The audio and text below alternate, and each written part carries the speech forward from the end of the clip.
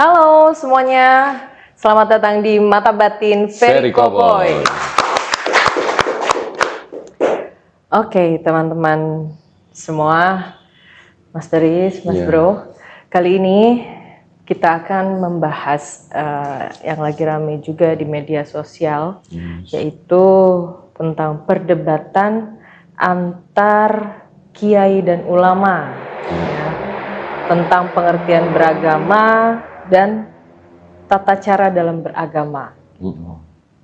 Jadi banyak perbedaan. Terutama banyak yang soal penafsiran ya mungkin ya. Salah satunya. Karena terus terang saja saya beragama Kristen, jadi yang saya dapati banyak perbedaan aliran-aliran tersebut, terutama di yang saya bilang tadi tafsir, apalagi yang menyangkut perilaku ketuhanan, yang bersangkut paut dengan ketuhanan, yang ini salah, yang itu betul, yang aliran sana mengatakan yang itu betul, yang ini salah, sebaliknya. Iya. Jadi sering terjadi terutama di Indonesia. Betul. Iya. Misalnya ini tentang sholat. Ya, salah betul. satunya. Ada yang bilang sholat itu wajib. Iya. Ada yang bilang enggak, gitu kan. Ada yang mempertanyakan ini, mempertanyakan itu. Itu maksudnya begitu. Betul. Iya. Terutama itu Mas Bro, jadi tentang yang berhubungan dengan ketuhanan. Contoh ketika penguburan, ada yang berkepercayaan bahwa itu dihakimi langsung ketika dikubur, setelah dikubur ada yang bilang enggak begitu. Ada yang penguburan yang baik seperti ini. Ada yang mesti didoakan, ada yang tidak gitu. Dan pengertian-pengertian tentang apa itu surga, neraka, pahala, dosa itu tiap aliran tuh mengartikan yang berbeda-beda gitu. Tentang imam mungkin, Imam Syafi'i, Imam Hanafi, Hambali, gitu kan. Betul sekali. Ada kalau di Islam itu kitab kuning, atau Al-Quran, gitu. Banyak lah. Banyak, betul sekali. Kenapa kalian tanyakan ya? Kasihan yang belajar misalkan. Betul. Terutama yang paparan di masyarakat. Oh iya, kalau di mereka itu tak masalah lah. Iya. Mungkin di posisi sama-sama ngerti kan. Betul. Iya, akhirnya jadi bingung harus mana panutan yang benar gitu kan, yang mana? Oh bukan panutan Gi, ibadah yang mana yang benar? Betul. Ya gitu. Akhirnya bingung. Sholat seperti apa yang benar? Gitu. Bersedekah yang mana yang benar? Gitu. Karena akhirnya. Betul.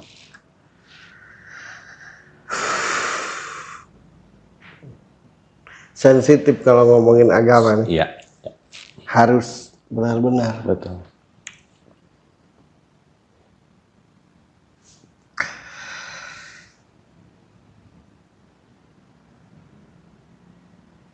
Sebenarnya begini, kalau menurut batinku ya, itu kembali kepada keyakinan masing-masing sebenarnya. Kalau mau dijawab pendek. Oh. Iya. Gitu.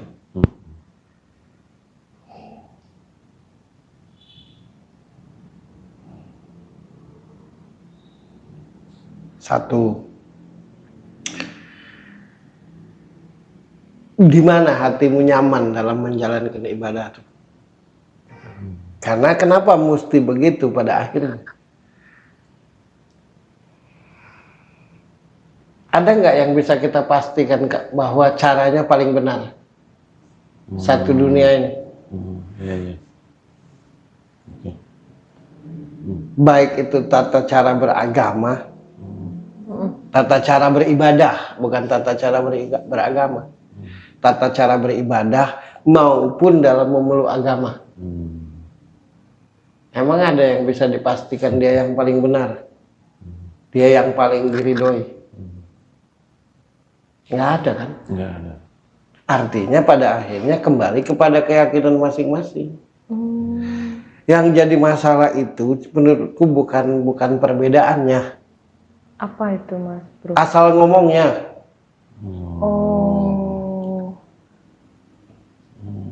tempatnya ya. Ngomongin ma'rifatullah di halayak ramai. Yang paham, iya, yang enggak. Nah, sementara yang dengar tadi yang baru belajar sholat. Oke. Masih mending kalau yang baru belajar sholat. Baru belajar sholat atau baru rajin sholat. Gimana kalau ada yang baru masuk Islam? Iya, baru memeluknya. Baru memeluk.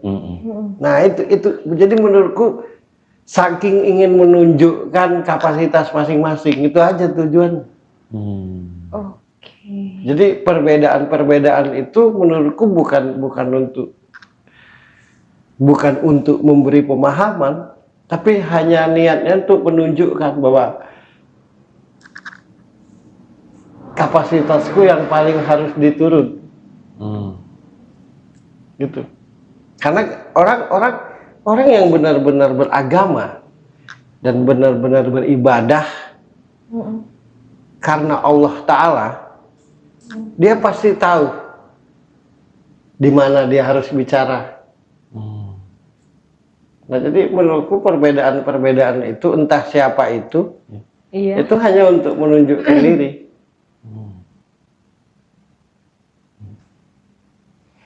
Kan kalau di Islam itu, kalau memang ngerti ya, di Islam itu ada dua, hablum minallah, hablum minannas. Hubungan antar Tuhannya, hubungan antar sesama. Nah, kenapa dibikin dua? Bahwa sebenarnya hubungan dengan Tuhan itu tidak boleh dibeber-beberkan, tidak boleh dicerita-ceritakan.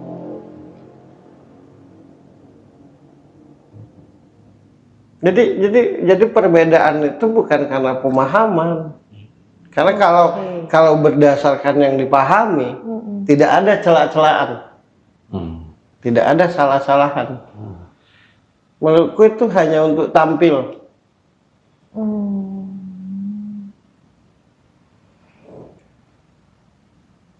Kalau sekolah tuh mau cari murid, nah gitu.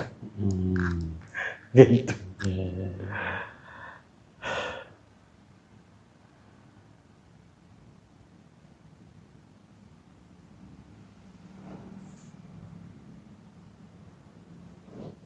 Kalau zaman Nabi dulu begini, Rasul dan sahabatnya. Misalkan Rasul dapat petunjuk. Nah, dia akan ceritakan ke keempat orang ini. Terutama rasanya tuh Abu Bakar Siddiq. Nah, dari Abu Bakar Siddiq itu baru diobrolkan nanti ketiganya. Kenapa begitu? Jangan sampai asal sampai, takutnya nggak ngerti. Nah, kalau sekarang ini tidak akan kenal Tuhanmu kalau tidak kenal dirimu. Ya benar, bagi yang ngerti, bagi yang enggak. Sementara orang baru usul fardu maghrib, baru mau bekerja dari nggak rajin menjadi rajin. Nah, jadi menurutku hanya untuk niatnya tuh menunjukkan kapasitas diri. Oke, Mas Bro. Kalau begitu, misalkan kami, misalnya sebagai awam gitu, yang ingin tahu, ingin belajar, akhirnya bertanya kan, sebenarnya kiai atau ulama atau pemuka agama mana sih yang benar-benar bertuhan gitu, ciri-cirinya tuh seperti apa gitu.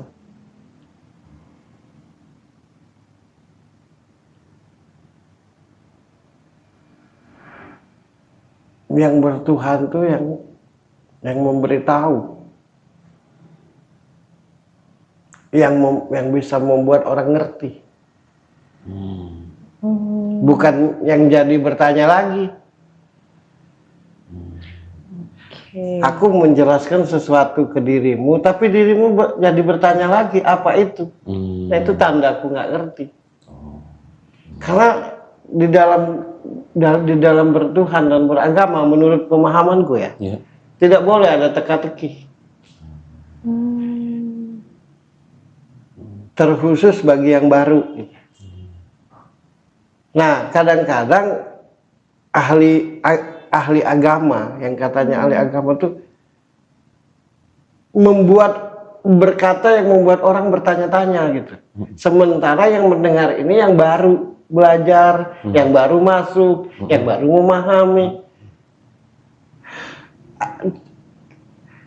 Anakku pernah bertanya hal yang sama tentang itu. Jadi gimana Pak? Aku cuma dua hal yang aku pegang.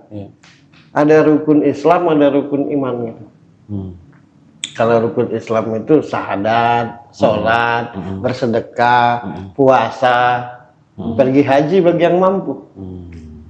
Kalau rukun iman itu percaya hari kiamat, percaya kepada malaikat, udah gitu aja kalau menurutku ya. Tidak pantas kita berbicara tentang, misalnya ada orang yang ngomong gini, ma'rifatullah, mengenal Tuhan. Oke. Jelaskan dong bagaimana cara mengenal Tuhan.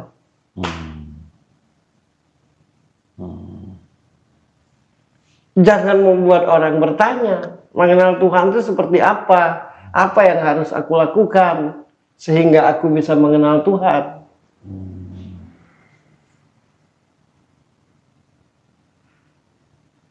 Atau di dalam engkau mengingat Tuhan, apa benar-benar Tuhan yang kau ingat? Kan suka ada kalimat kayak gitu. Kalaupun bukan, jelaskan yang benar-benar itu seperti apa. Jadi ada dua hal di dalam menjelaskan kebesaran Tuhan dan agama itu. Pertama harus detail, yang kedua jangan jadi gurauan, jadi candaan. Karena ini tentang kebesarannya.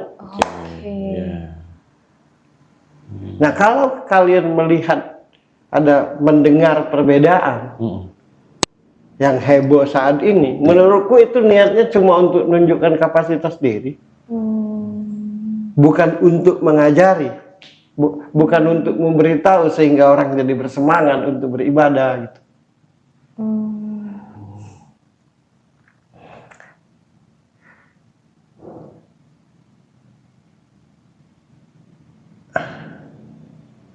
Yang paling fasih misalnya kitab kuning, jelaskan. Kitab kuning itu seperti apa? Jadi jangan mencetuskan tapi tidak menjelaskan. Kalau salah pengertian, gimana? Hei, orang yang ngerti agama, ngerti Tuhan, tanggung jawabnya adalah membuat orang-orang lain itu bisa berhubungan baik dan benar dengan Tuhan. Itu intinya. Jadi kewajibannya bukan hanya menceritakan kebesarannya, bukan cuma dengan menceritakan kebesarannya, kemahaannya, itu sudah membuat Tuhan senang. Justru yang membuat orang senang setelah menceritakan siapa diriku lewat apa yang engkau pahami, jadikanlah mereka supaya bisa berhubungan dengan aku seperti dirimu.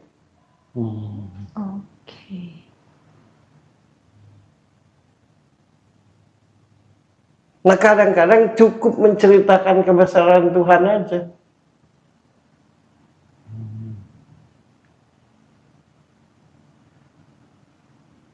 Jadi apa yang terjadi saat ini, terutama tentang pemahaman agama, beragama atau bertuhan di media sosial, menurutku itu hanyalah ajang pertandingan. Itu aja kalau menurut batinku.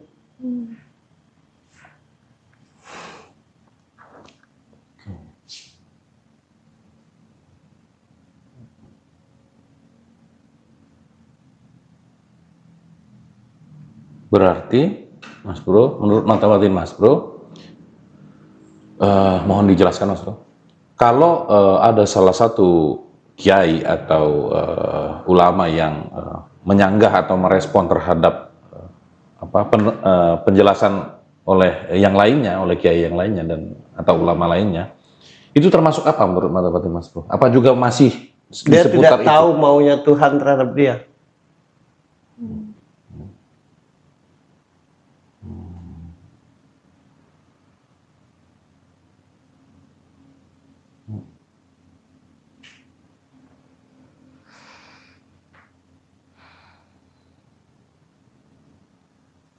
Kalau dia tahu maunya Tuhan, dia bukan sibuk berdebat atau mencari kebenaran, tapi dia sibuk mengajarkan apa yang dia yakini.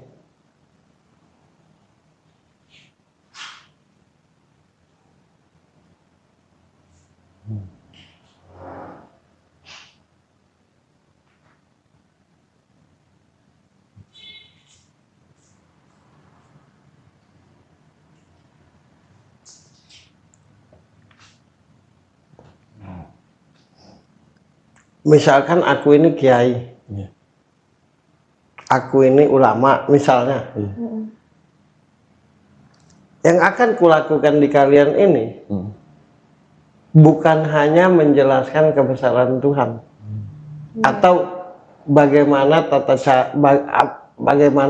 cara beribadah atau ibadah mana yang paling disukai. Tapi yang akan kulakukan bagaimana supaya kalian nih cinta dengan Tuhan, senang dengan Tuhan, jadi pingin beribadah, jadi rajin itu.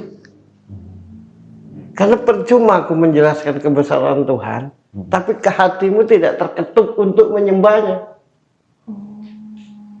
Percuma juga aku berbicara bahwa aku fasih, tapi lo tidak ada keinginan untuk menjalankan ibadah, kan? Iya. Pemahamanmu terhadapku, kata Allah,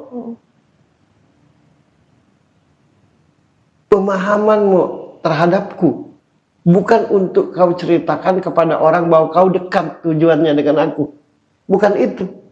Tapi pemahamanmu itu yang kuajarkan kepadamu, hai hambaku, untuk kau ajarkan lagi dengan orang, supaya orang itu dekat dengan aku seperti engkau dekat dengan aku.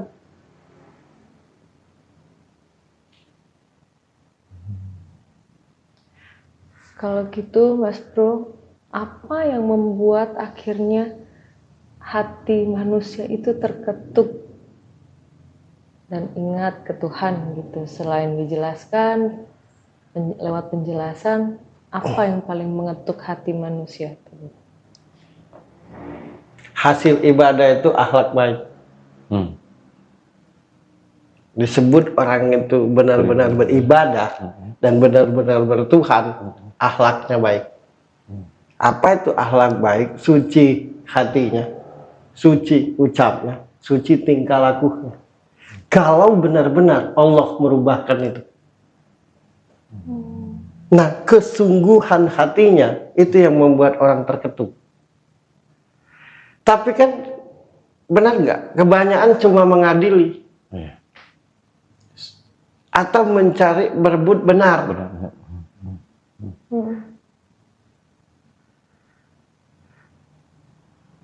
Tidak akan pernah mengerti, hai hambaku, dirimu, kalau tidak ku mengertikan. Tugasmu berusaha untuk ngerti. Tidak akan pernah bersih hatimu, hai hambaku, kalau tidak ku bersihkan. Tugasmu berusaha membersihkan hati. Tidak akan pernah bersih ucapmu, suci ucapmu, kalau tidak kusucikan. Tapi tugasmu berusaha mensucikan ucap.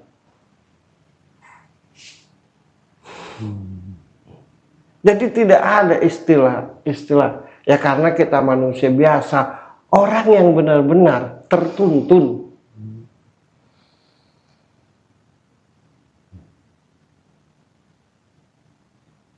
Pasti. Dan tanda orang yang benar itu selalu memberi jalan keluar.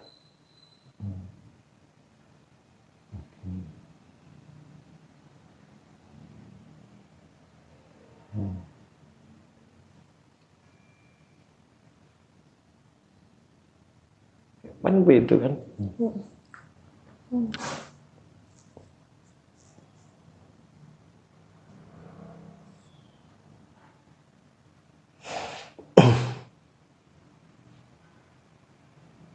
Dan jangan pernah ceritakan tentang rahasiaku kepada sembarang tempat. Karena salah dikit, salah pengertian. Rahasiaku cukup engkau yang tahu. Dan kenapa engkau tahu? Karena aku yang memberitahumu. Kalaupun engkau akan ceritakan kepada orang, nanti engkau tahu sendiri bahwa orang itu tahu juga tentang rahasiaku. Paham? Paham.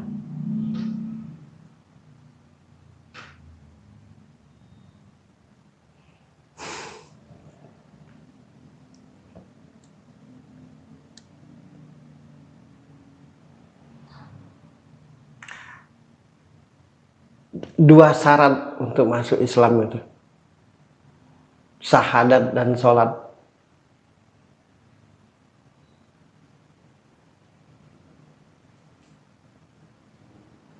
Nah, tinggal mau dikerjakan atau tidak.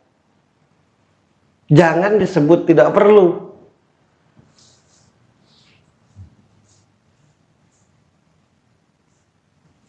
Aku pernah ditanya anakku, Papa mengerti, tapi tidak pernah menyuruh sholat. Kenapa, Pak? Agamamu apa? Islam. Syarat Islam apa? Syahadat dan sholat. Sudah masuk kok mau disuruh?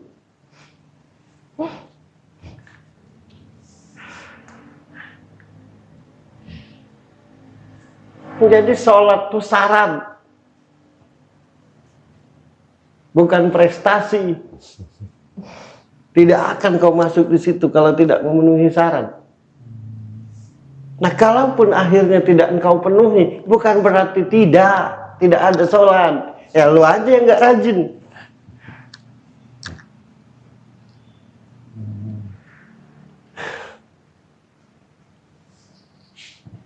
Kata direktur, "Hei, pegawaiku, jangan pernah ceritakan kedekatanku dengan lo ya kepada pegawai yang lain.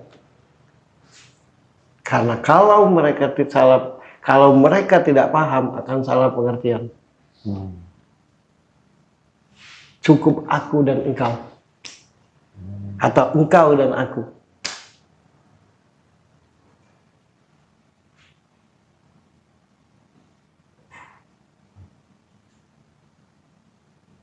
Respon yang sering didapat, terutama di media sosial, ketika tanggapan keluar, itu selalu ada kata-kata yang mengikuti yang mungkin orang pada jengah dengarnya, sesat.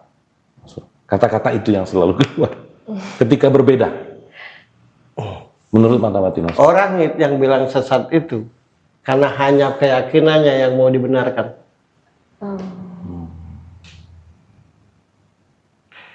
Cukup aku yang memberi pengetahuan, cukup aku kata Allah itu yang memberi pengertian tentang aku.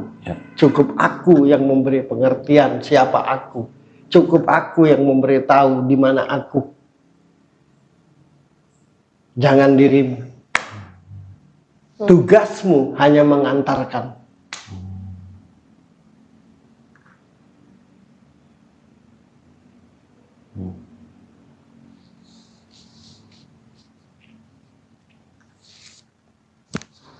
Tiap-tiap orang menjelaskan Tuhan dengan gamblangnya, itu tanda dia tidak ngerti Tuhan.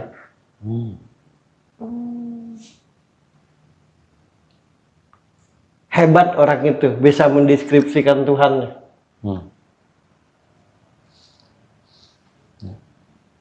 Sekarang aku mau tanya, sebenar-benarnya pelajaran SMA kalau diajarkan ke anak TK nyambung? Enggak. Jangan pernah sepelehkan TK walaupun sudah SMA. Karena kalau tidak lewat TK, dirimu tidak akan nyampe SMA.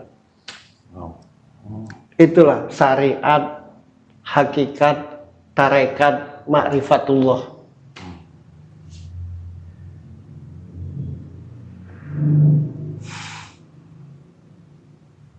Sama aja profesor bilang tidak perlu sekolah SD. Itu orang sesat. Karena dia nyampe profesor karena dari SD dulu. Iya.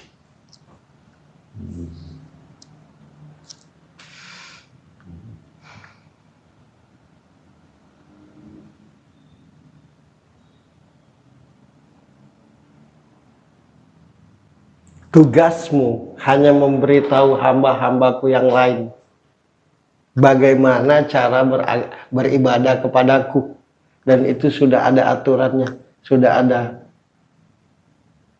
Sampaikan itu aja, biar hamba-hambaku beribadah kepadaku, mengenalkan diriku, cukup aku bagi yang ku kehendaki, bukan dirimu.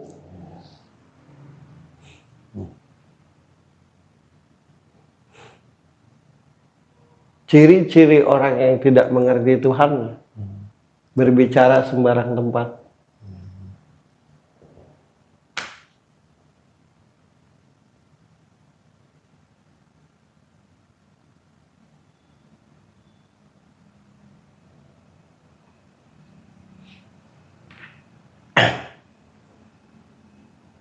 Banyak sekali di media sosial tuh ada judul mengenal Tuhan. Iya. Sederhana lah ya. Masa sih lebih enteng lah mengenal Tuhan daripada berakhlak baik?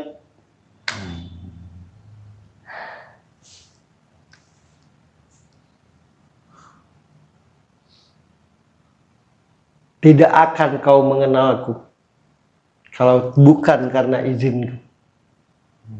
Tidak akan pernah tahu engkau di mana diriku kalau bukan karena izinku.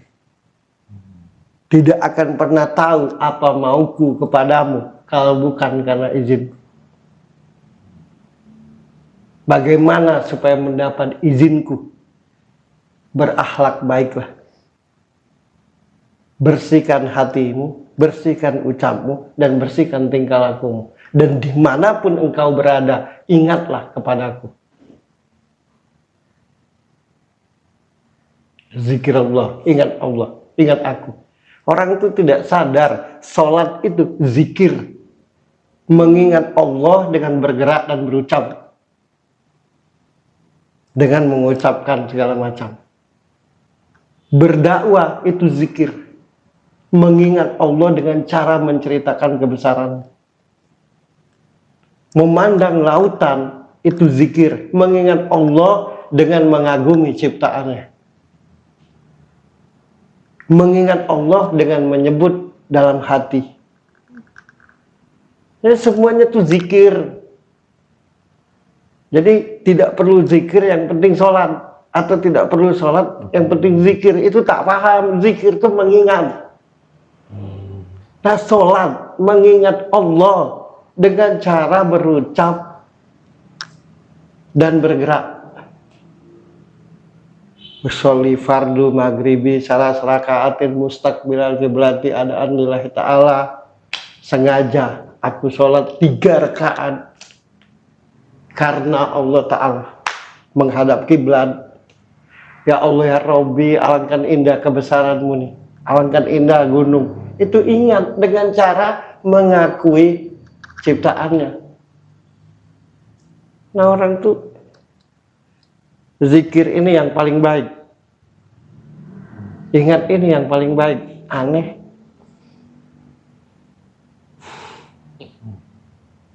Ini zikir. Mengingat Tuhan dengan cara menceritakan.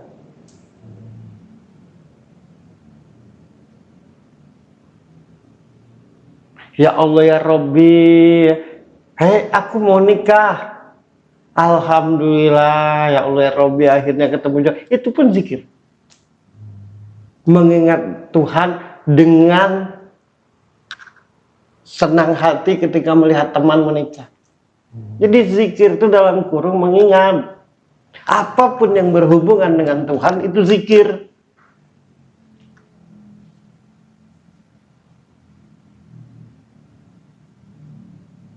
Ini zikir ini yang paling hebat, zikir ini yang paling sakti. Ingat ini yang paling sakti kalau di Indonesia kan.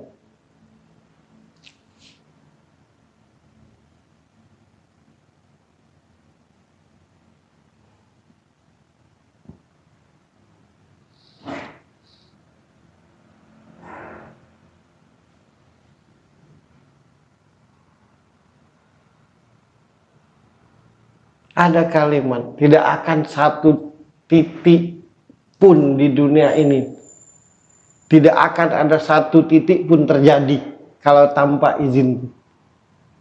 Nah jadi dengan Allah itu, dengan Tuhan, ya Allah ya Rabbi, mohon izin. Mohon izin kalau aku mau begini, dan ridhoilah.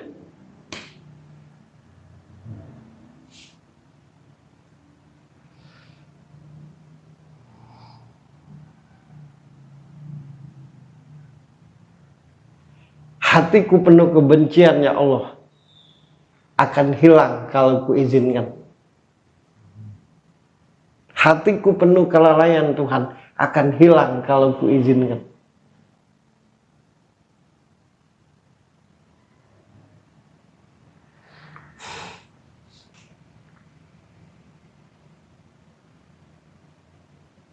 Gitu.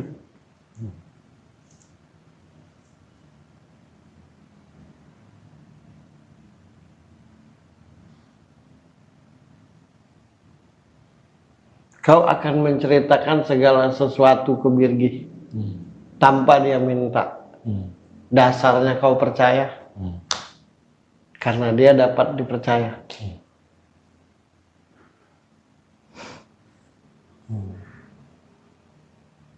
Jadilah hambaku yang dapat kupercaya. Akan kuceritakan semuanya tentang diriku.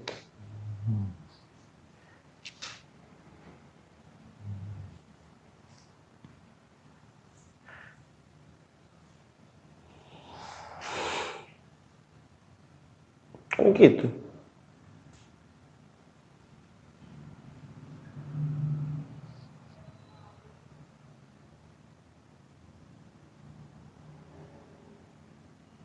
Nah jadi kembali lagi ke kabar-kabar saat ini hanya untuk menunjukkan diri.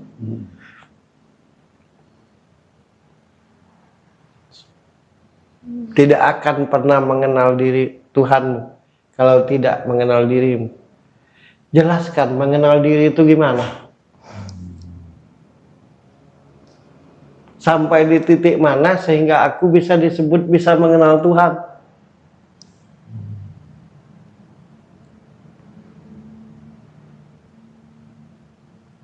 Orang yang sudah mengenal diri, mengenal Tuhannya, dia tidak akan pernah menceritakan itu. Yang dia akan lakukan setelah dia mengenal, dia akan melakukan apa maunya yang dia kenal, yang mengenalnya. Aku mengenalmu, aku tidak akan menceritakan bahwa aku kenal dirimu. Ya, betul. Tapi yang akan kulakukan setelah aku mengenalmu, apa yang engkau mau terhadap diriku, itu yang akan kulakukan. Benar nggak? Betul, betul.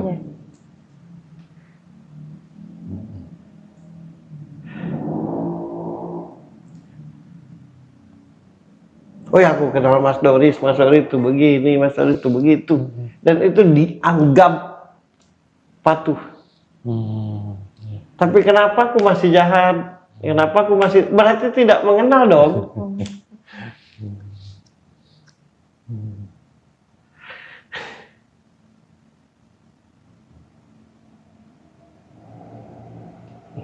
Aku dulu pernah bercanda. Jangan pernah mengaku-ngaku mengenal kalau kau tidak bisa memanage dirimu. Semakin aku kenal dengan Tuhan, semakin aku takut. Orang begini, semakin engkau kenal Tuhan, semakin berasa kecil lah engkau. Bukan itu. Namanya juga Tuhan, otomatis kita kecil. Jangankan dikenal.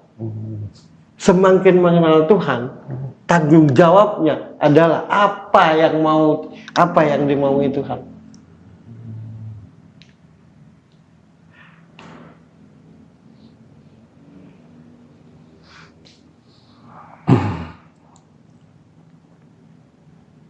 Semakin mengenal Allah, semakin kecillah kita. Tapi yang lain salah semua. Ya. Jadi intinya semuanya itu hanya ajang untuk menunjukkan kapasitas diri. Jadi kesimpulannya, apapun agamamu, jalanilah yang engkau yakini.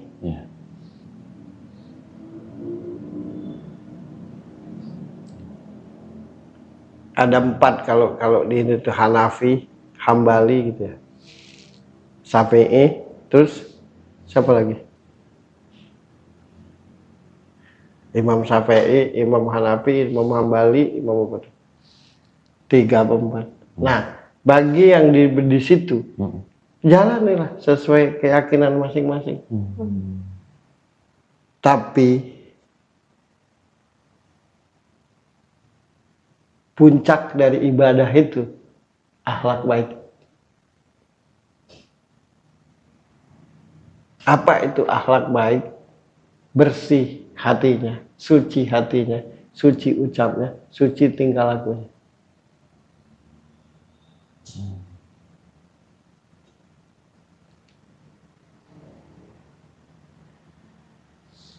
Apa tandanya? Dimanapun dia berada, problem solver, pemberi solusi.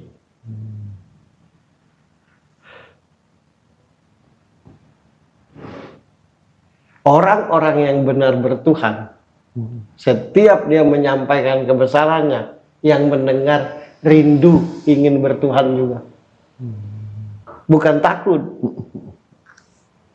Orang-orang yang benar-benar beribadah, setiap dia menyampaikan tentang ibadah, tentang agama, jadi rindu untuk beribadah dan beragama juga yang mendengar.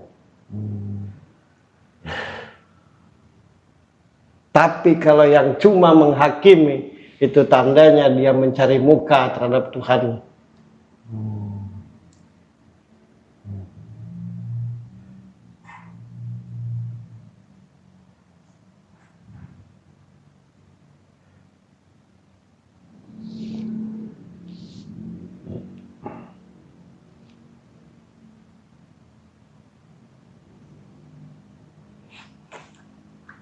Ada satu kalimat Tuhan yang kupahami. Ya, menyakiti salah satu hambaku sama juga menyakiti aku.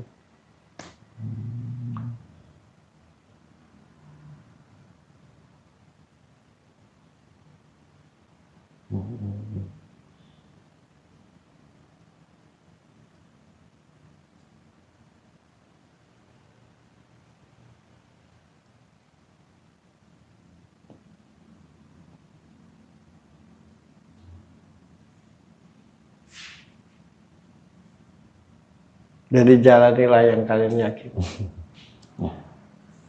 Yang penting pada kesimpulannya menjadi manusia yang berakhlak baik. Suci hatinya, ucap dan tingkah lakunya.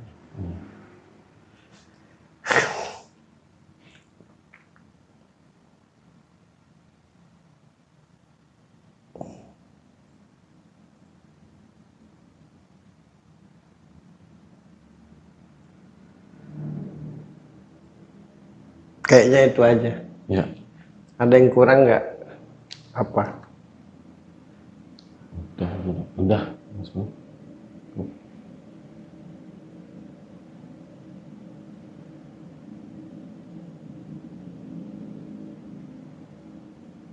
Ada yang bilang bahwa sholat itu tidak ada di Al-Quran. Iya, betul. Tidak ada di Al-Quran. Sholat itu adalah sarana untuk berhubungan dengan Tuhan. Supaya kita sadar bahwa ada Tuhan.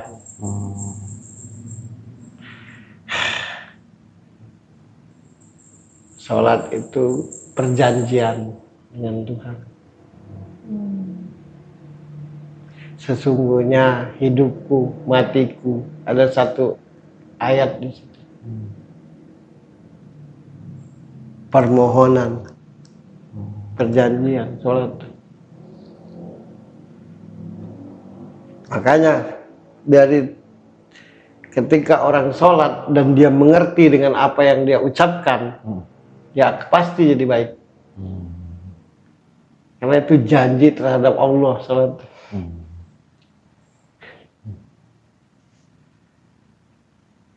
Ketika dia bisa menjalankan apa yang dia janjikan dengan Tuhan, dia katakan dengan Tuhan, dia ngerti, maka dia akan patuhilah seluruh yang diperintahkan dan yang dilarang yang tertulis di dalam Al-Quran. Makanya perintah sholat itu di luar Al-Quran.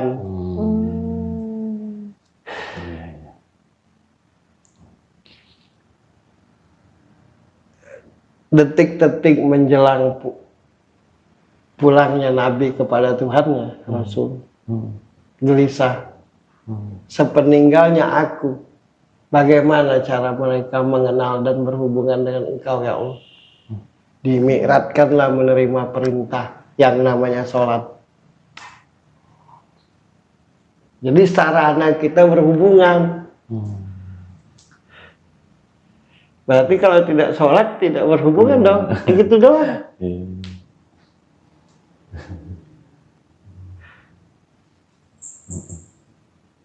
Enggak.